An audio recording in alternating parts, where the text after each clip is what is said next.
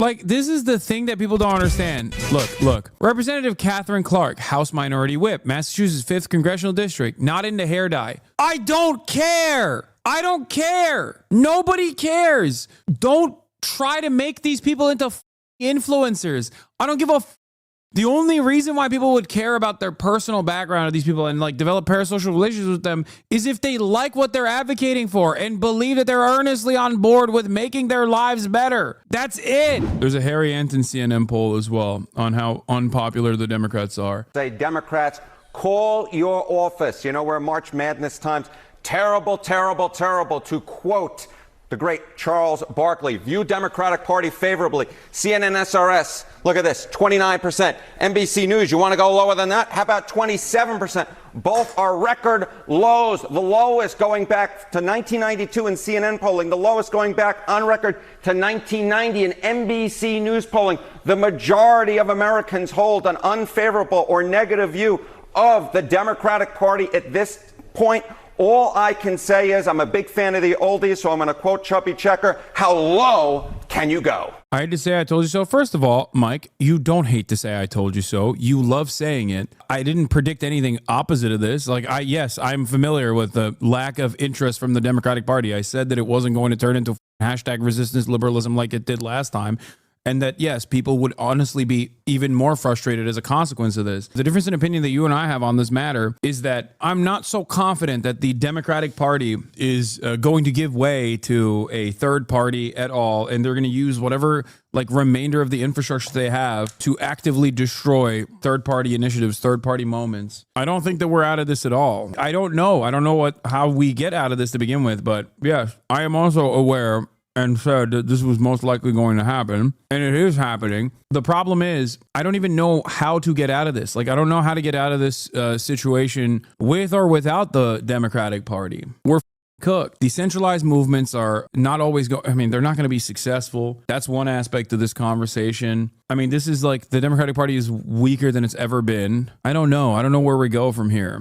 I don't think Bernie Sanders is going to launch a third party initiative, and without any sort of popular momentum from a well-established figure outside of the confines of the existing duopoly that still gets a warm reception from the pre-existing duopoly, like a Bernie Sanders figure who is entirely too old at this point. Third-party initiatives will be foolhardy and will go the way of the Green Party. In any case, I've been saying this over and over again. The Democrats are slowly but surely refusing to listen to the wishes of the largest subgroup of voters at this point. They're basically treating everyone now like they did during the campaign if you were in any way, shape, or form anti-genocide, where they were like, la, la, la, la, I don't want to hear you. You're woke. Shut the up, right? That's how they campaigned during the campaign, and that's part of the reason why they lost. Now they make it seem like these groups that are firmly within the Democratic Party's ecosystem, these groups that the Democratic Party relies on and their own base of support, 65-year-old Deborahs and Barbaras who are actively saying, please fight back against the Trump administration. We're scared. What the they're calling them pro-Palestinian advocates at this point. They're treating them in the same way that they did people who were understandably angry that the Democrats wouldn't do anything. They are actively on their own base at this point, the entirety of their base, not even the activist part of their base, not even the progressive part of their base, not even the young part of their base, the entirety of it. Once you're yelling at 55-year-old moms and 65-year-old grandmas for telling you do something, anything against the Trump administration, you're done. You have no support. You have no base support whatsoever. You can't treat every single person like they are, climate justice sunrise movement protesters. You shouldn't treat them that way either. But the Democrats have gone far too long mistreating its own base of support, the most active part of their base, and all of these grassroots movements with so much ire, with so much disdain. And now they're doing that to liberal ass grandma, MSNBC voters, MSNBC watchers. It's crazy. They are disgusting. Democratic voters feel, get this, the plurality of Democratic voters disapprove of Democrats in Congress at 49% and just 40. Yeah, they want a fighter. Democrats want a fighter. They've always wanted a fighter. Anyone that has told you on television they do not want a fighter, that the Dems actually don't want to fight. They want someone who will capitulate and find the reasonable middle ground is a moron. Democratic voters have always wanted a fighter. There's no better living, breathing, microcosmic example of this than me going on the Podjohns and basically saying the exact same things that I always say, but in front of an audience that seemingly had never heard this perspective before, where they were like, oh my God, I didn't realize that there was like a different way possible. Like there was some different serious commentary, serious criticisms launched against Democrats that I agree with. They were shocked because they've been kept captive almost by MSNBC. It's truly, truly alarming. Percent approve. Horrible. Oh my goodness gracious, you just can't get worse than these numbers. And this is the number right here really driving all of this. If Democratic voters have turned on Democrats in Congress and the Democratic Party, that's what puts the numbers at historic lows. What is it they want to be seeing, these voters? What is going on? I'll tell you what's going on. They don't like what's coming out of some of those Senate Democrats like Chuck Schumer, because take a look at the direction of the party. Democratic voters on Democrats in Congress doing too little to oppose Donald Trump. Look at this, 77%. Should stay principled, even if it means nothing gets done in Washington, D.C. Like, this is virtually the entirety of the Democratic base of support, like the overwhelming majority, the super majority of the Democratic base of support actively advocating for things that I've been saying and yelling about for years. Get to work, Democrats, right? And the Dems are just going, la, la, la, la, la, la, la, I can't hear you. I can't hear you. Shut the f up. The level of disdain and the level of disgust that they have for their entire base, not just like select few parts of their base, but the entirety of their base, is alarming. You work for us, you animals. You work for us. We don't work for you. You work for us. That's why I get so angry at liberals who even come in here now and say, oh, aren't you worried about your decisions now?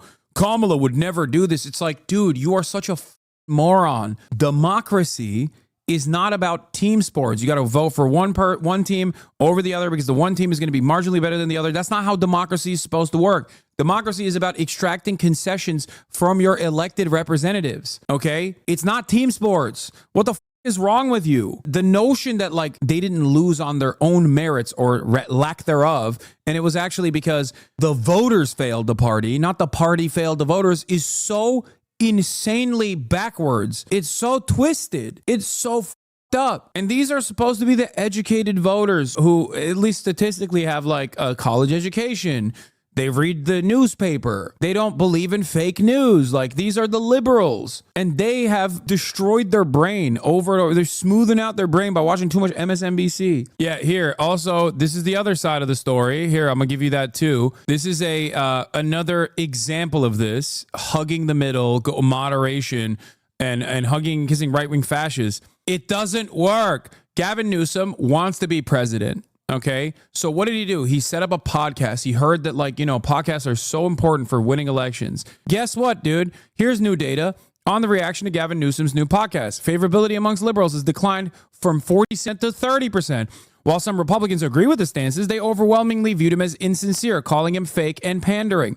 His net favorability went from +4 to a -6 to a 10-point swing in the wrong direction.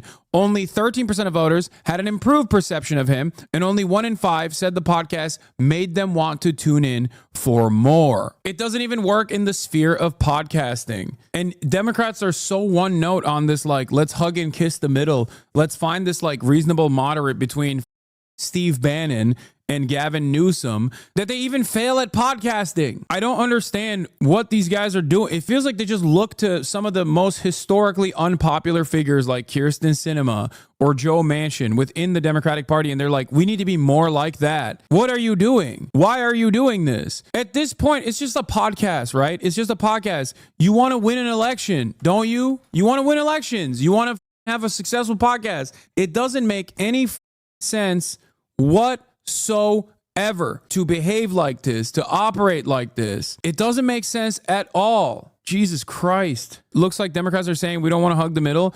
New NPC poll shows 2-1 Democratic leaders to fight back, even if it means partisan gridlock. It is funny to me, though. Like, they are at the very least honest, it seems. They are at the very least honest. Like, the Democrats seemingly are intellectually and morally consistent on this, where they're like, yeah, even if my podcast fails, I still don't care.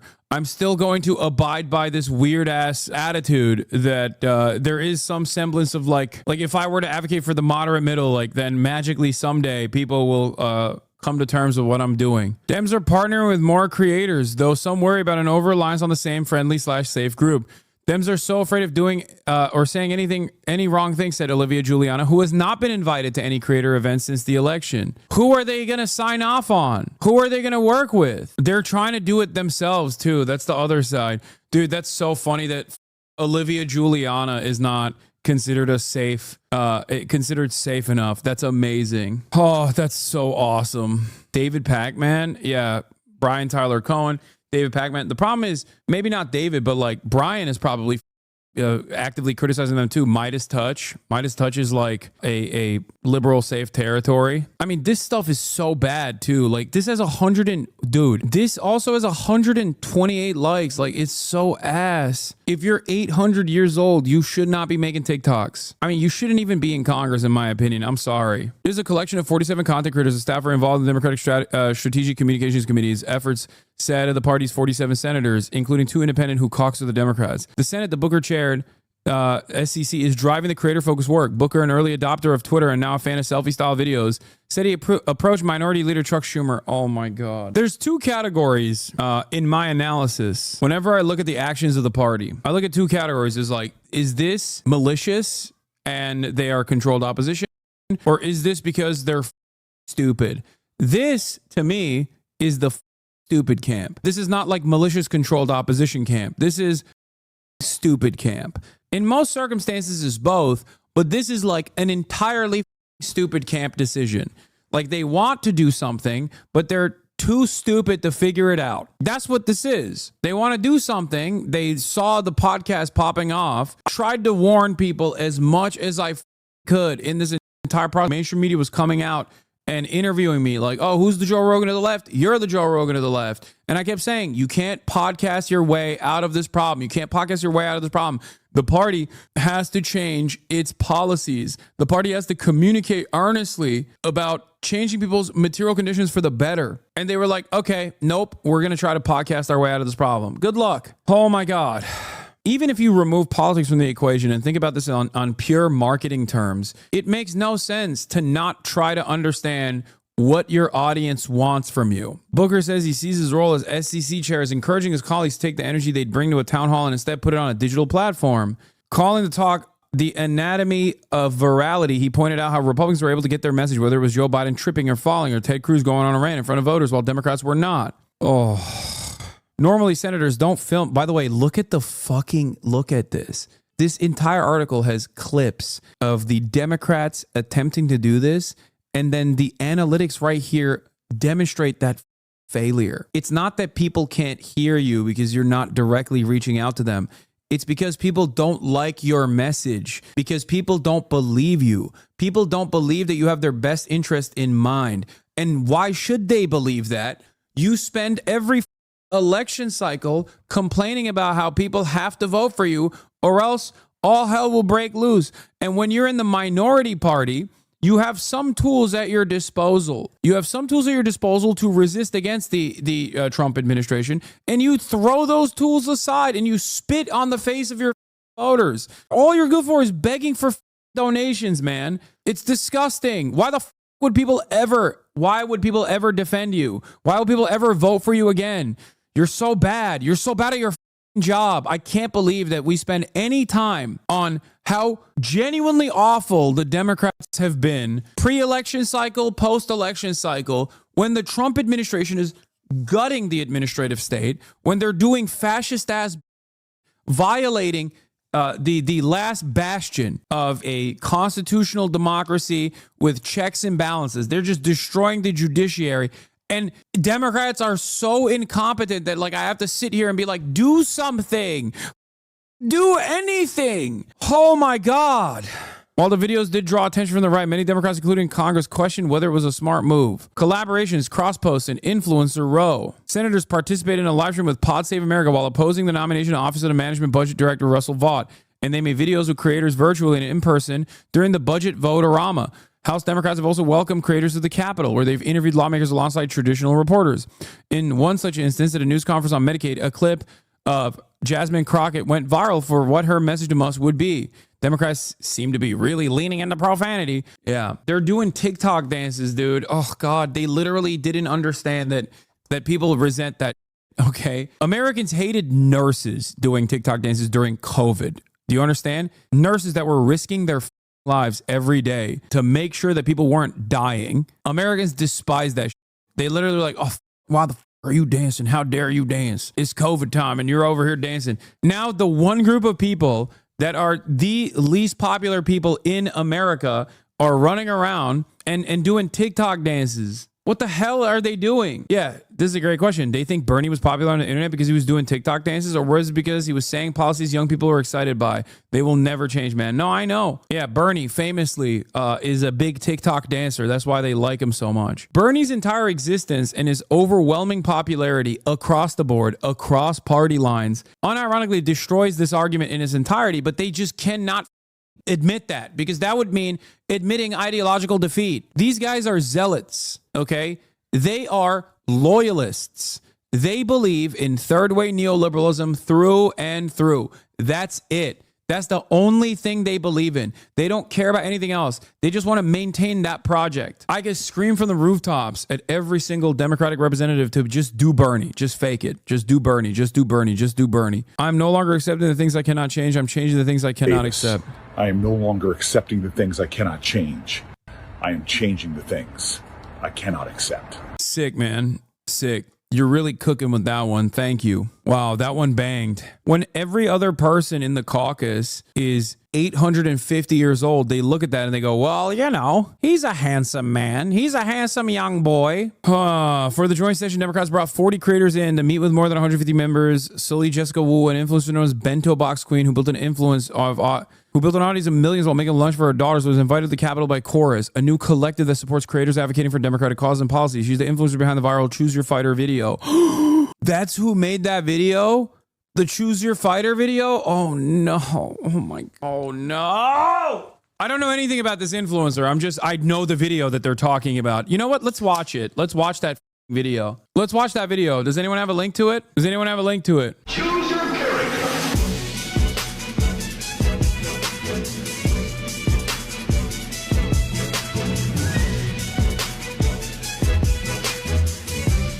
Like, this is the thing that people don't understand. Look. Representative Catherine Clark, House Minority Whip, Massachusetts 5th Congressional District, not into hair dye. I don't care. I don't care. Nobody cares. Don't try to make these people into influencers. I don't give a The only reason why people would care about their personal background of these people and like develop parasocial relationships with them is if they like what they're advocating for and believe that they're earnestly on board with making their lives better. That's it. Public defender attorney, not a morning person. Like no one. This is aping Trump, to be honest, the liberal version. Him going on talking about whatever the. Yes, but the problem is there's two problems there. One, Trump is a television personality. He already had like an audience. He already had a level of prominence, and he's telegenic. And not only that, but he tapped into the things that he successfully perceived as his base caring about, even if he personally doesn't care about them. You understand? He talks about trans people all the time now, right? All the time. If you recall, a couple years prior, even when he was running for president in 2016, he was like pro-trans, openly pro-trans. A couple years ago, when he announced his candidacy, he kept saying, yeah, you guys care about trans people a lot. You care about it more than you care about tax cuts. He knows what his base wants and he responds to it. He gives them what his base wants, even if it's red meat. He'll give his base the red meat that they want. And that creates this cycle where he's both charismatic and telegenic enough, but also simultaneously he's like offering things to his base of support. You cannot create popularity like this. It just doesn't work that way, okay? It doesn't work that way. You can't just be like, yeah, I'm a Trekkie for AOC.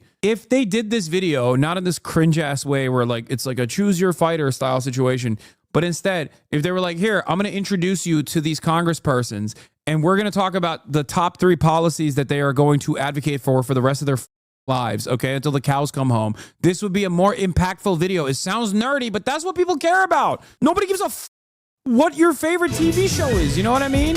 hates balloons. Like, oh man, I hate balloons too. Now I feel so close to this person. Like, that's not how this goes. No one will watch it either. No, you're wrong. Dude, I have 40,000 people in here every day. What are you talking about? Do I talk about like the personalities behind the things, or do I talk about the policies and their impact on your lives? My own personality or my own parasocial comes after. It's secondary to the causes that I advocate for. That's what's most significant. What do you mean? I'm not even a congressperson either. There are living, breathing examples of this, like Bernie Sanders, Claudia Sheinbaum. Oy, oy, oy. At first, Wu said the response to the fighter video was positive. Feedback focused on girl power, fighting for her audience, which is largely made up of younger women. But then it went to the wrong side. She says she didn't mind, though, because she would like to interview Trump and give him a hug, because I feel like he really needed that growing up. Oh my God. The only people who think that video is cringy are older people that don't do TikToks, Wu said. Gen Z people in my comments are like, love it. They think it was just another video. They probably even scrolled. They didn't even think twice. Then the message failed. Like, no disrespect to this content creator, okay? No disrespect to this content creator. Like, this is still entirely the fault of the Democratic Party. Going to a safe influencer, safe because they're not fully invested in the American political machine and how to win elections and whatnot. It's their cowardice that is causing them to develop results like this one that come across as insanely cringy to people who do care about this. Oh my God.